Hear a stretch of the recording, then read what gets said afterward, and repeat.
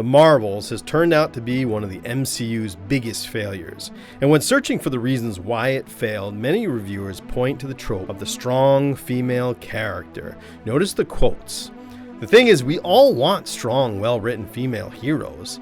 Well, maybe some of us don't. I think they are essential, and there's been thousands of them throughout the history of media.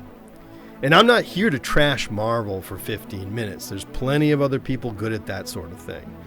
I'm interested in how to write a strong female character the right way. And I'm interested in taking a serious look at why Captain Marvel misses the mark while plenty of other iconic characters continue to compel audience to this day. So what is the difference between Captain Marvel and a true strong female character like Ripley, or Furiosa, or Princess Leia, or Katniss Everdeen, and why does it matter? We'll get into that in the end. First, let's talk about what makes us put the words strong female character in quotes. Part 1. What's wrong with Captain Marvel?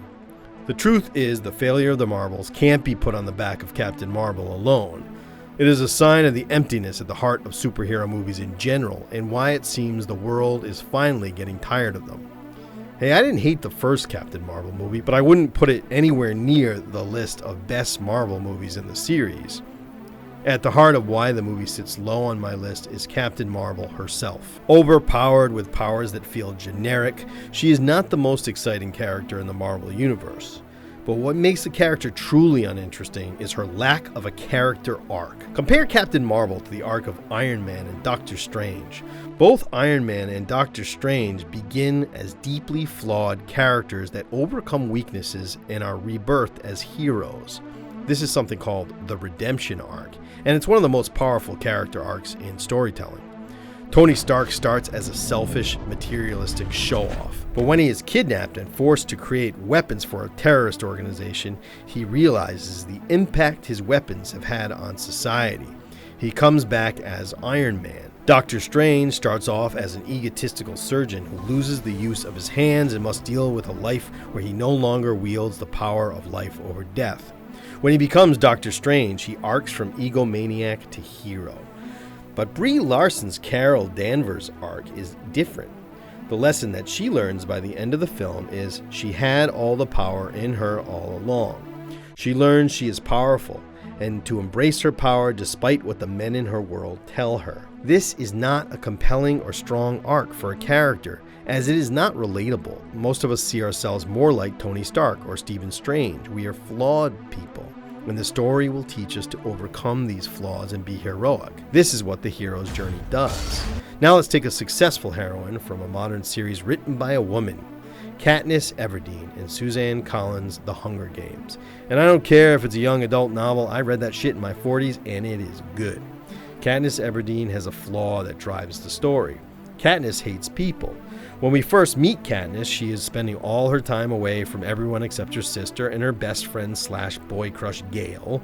And when she volunteers as tribute for the Hunger Games to save her sister, she is thrust into a world where she must do everything she is uncomfortable with. This is the purpose of story, to take a protagonist and place them in a world that challenges their character. Katniss finds herself forced to work with people, to build alliances, to play the popularity game. All of these things challenge her as a character and force her to grow. But Captain Marvel doesn't have to grow. She is powerful when we first meet her, and she only grows more powerful by the end. The Hunger Games teaches another lesson in storytelling when contrasted against Captain Marvel. When Katniss Everdeen volunteers as tribute to save her sister, this makes us fall in love with her. This is, by the way, called the Save the Cat moment. From the popular writing book by Blake Snyder, Save the Cat, the idea here is that in order for us to fall for a character early on, they must do something good for someone, or they must be the underdog. This makes us root for them. Without this moment, we don't care. And Captain Marvel never makes us care about the character. She doesn't do anything good for anyone, nor does she seem to have a circle of people that matter to her. At least not until the second half of the movie when we see her interact with her friend and her friend's daughter. Nor is she really the underdog. She is simply a powerful, competent woman who needs to realize her true potential. Let's take a look at the more lovable character from the Marvels and see how she is handled. Miss Marvel, Kamala Khan, is introduced in her TV show as a high school student obsessed with superheroes who gains miraculous powers. She even ends up saving the girl that bullied her. The show is effective because she is an underdog, an awkward teenager made fun of by others who is trying to make her way through the world and given powers she is not prepared for. She's given a family and friends that love her, and so we love her too, or at least I did anyway. I love the show. Miss Marvel is a great example of the purpose of the superhero genre. The superhero genre is a power fantasy, where a person who feels powerless in real life is allowed to imagine what having real power would feel like. But there are problems with pure power fantasy, and Captain Marvel is a great example of power fantasy gone wrong. But first, what is the problem with power fantasy? Number 2, the problem with power fantasy. Hey, I like power fantasy as much as the next person. Don't get me wrong. Power fantasy is fun, and I'm not here to yuck someone else's yum. The majority of our media is filled with power fantasy. The superhero genre is built on it. The concept of Spider-Man caused a radical shift in power fantasy. This is one of the reasons that character is so revolutionary. Before Spider-Man, superheroes were all square-jawed Superman. But Stan Lee and Steve Ditko took a nerdy 90-pound weakling and gave him the power to pick up a car, beat up the bully, and get the girl. Power fantasy is one of the reasons the Marvel Cinematic Universe has become such a phenomenon over the past decade, going beyond just pleasing comic book dorks like me and pulling in new audiences, particularly girls. When I was a teenager, the idea of a girl who loved comics was as hard to find as a UFO. They might exist somewhere, but I hadn't seen one. In this new world where comic book heroes are for everyone, new audiences began to see themselves in the superhero genre, and that's a good thing. Hey, there are commentators who doubt that the audience out there for superhero movies is female, but they're wrong. Just go to any Comic-Con to see the shift in person. The audience may not be 50-50 male-female, but it's close. I work with teenagers and I know that girls passionately love superhero stories as much as boys, and that's why it is important we get these stories right for them. Power fantasy can be uplifting. This has been the purpose of stories of heroes throughout time, to uplift the audience and show them an ideal way to be. They're like a vision board for all mankind, but when done wrong, they can do more harm than good. Part 3. A power fantasy gone wrong. The comic book The Watchmen was created as a reaction to the superhero genre. Alan Moore has said his intention with writing The Watchmen was to end the superhero genre forever, which he finds fascist by nature. Now that's a stretch, and I'm not going to take this that far, and I think if Alan Moore's intention was to destroy the superhero genre, he clearly did not succeed, but there is some truth in his analysis. In The Watchmen, the superheroes are revealed to be complex and often tortured people who have various and often not very noble reasons for dressing up and beating the shit out of the bad guys, like it's a sexual fetish, or they fear a culture changing before their very eyes, or vengeance for what was done to them as a child. The Watchmen also poses the question, who watches the Watchmen? Alan Moore wondered, is it safe for society to put its safety in the hands of those who hold the power? For what reason should we trust that they will do the right thing? Have they ever done so in the past, in any time in history? Or are they more likely to do harm in pursuit of their own desires, or their own twisted idea of what right might be? As for an example of a good, complex, and interesting female character, let's take the Watchmen's very own Silk Spectre, number 2, Laurie Gates, just Specs. Silk Spectre is reluctantly following the footsteps of her mother, the original Silk Spectre. She's a truly great character, given depth and nuance through the complex feelings she has about being a superhero. She didn't want this life, but has become addicted to the power it offers her. Surrounded by other heroes, she comes face to face with the consequences of those who engage in the power fantasy too deeply.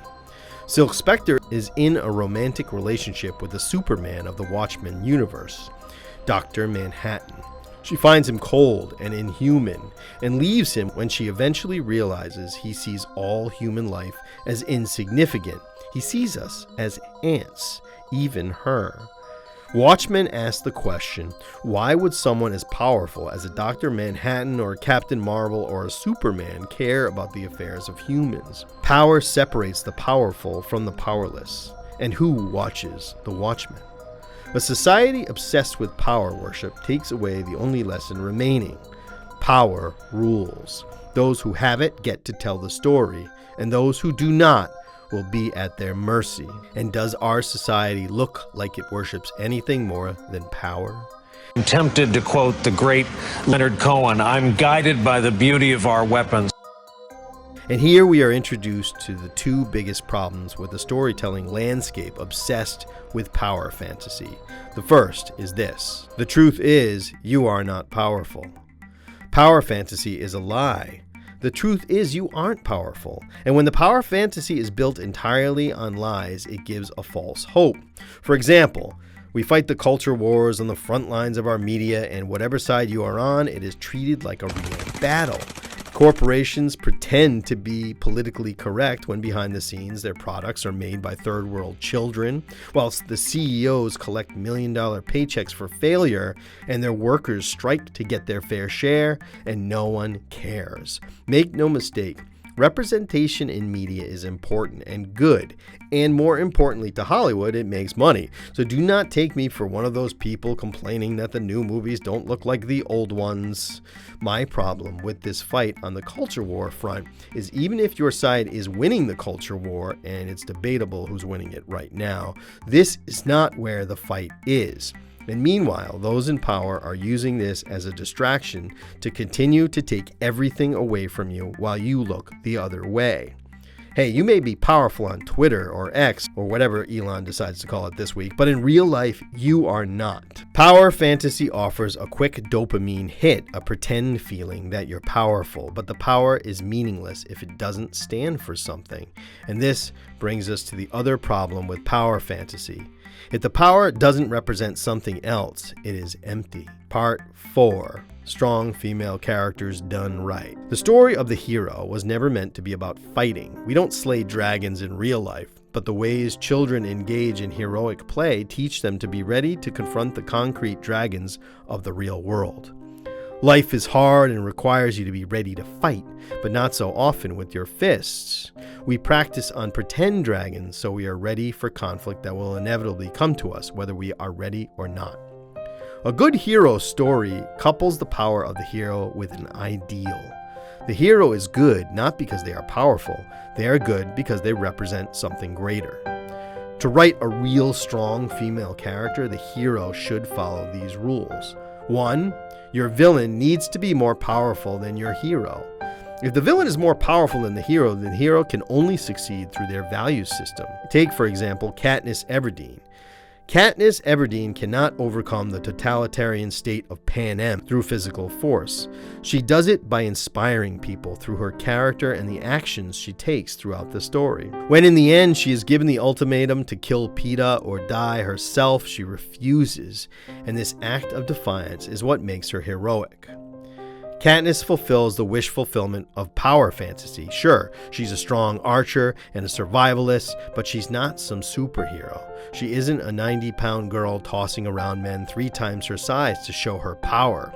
She doesn't have to be stronger than her enemies to beat them. She has to be better. She represents an ideal. The only ideal Captain Marvel represents is power. And that sounds like a man's idea of what a strong female character should be, not what a woman is. The obsession with physical strength is something many audience members react to negatively because they know that in real life the size of your opponent is a much bigger factor. But I don't really care about that. I think it can be fun to watch a 5'4" woman beat the crap out of a 6'5" monster of a man. And the truth is, with enough training and determination, it is within the realm of possibility, at least enough for a fantasy story. Some of my favorite characters of all time are women who train to become impossibly good fighters, like Black Widow, or Elektra, or Scarlet from G.I. Joe. You can see my alternate channel on G.I. Joe for examples of why I think she's so great. What bothers me about this trope is how it has taken over and replaced a version of heroism based on the character's value system. Let's take Princess Leia, who I think everyone would agree is a strong female character without the quotes. Leia does not need to be physically powerful to be a hero. Leia is heroic because she is a rebel, a tactician, a resilient and principled soldier. Sure, she shoots straighter than any stormtrooper, but her value is not in how powerful she is. It is in what she represents. She is willing to sacrifice against impossible odds in order to fight for freedom. Or take Ellen Ripley. Ripley cannot defeat the xenomorphs through physical force alone. No one can. The xenomorphs have acid blood, prehensile tails, and that tiny little mouth inside a mouth thing that'll rip your face off. No human being could face a xenomorph in physical combat and expect to come out alive.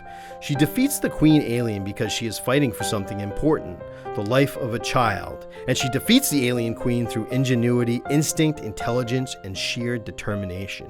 And these are all real qualities real women possess. No one in real life can rip through the hull of an alien spaceship, fly and shoot lasers out of their hands. And it's okay to fantasize that you can. It's fun. But a real-life woman can stand up against an empire. A real-life woman can sacrifice to protect a child. A real-life woman can, through determination and will and love, change the world. And these are the characters you should write about. Please like and subscribe. If you want to hear more about how story can represent a value system, check out my video analyzing the meaning of Star Wars.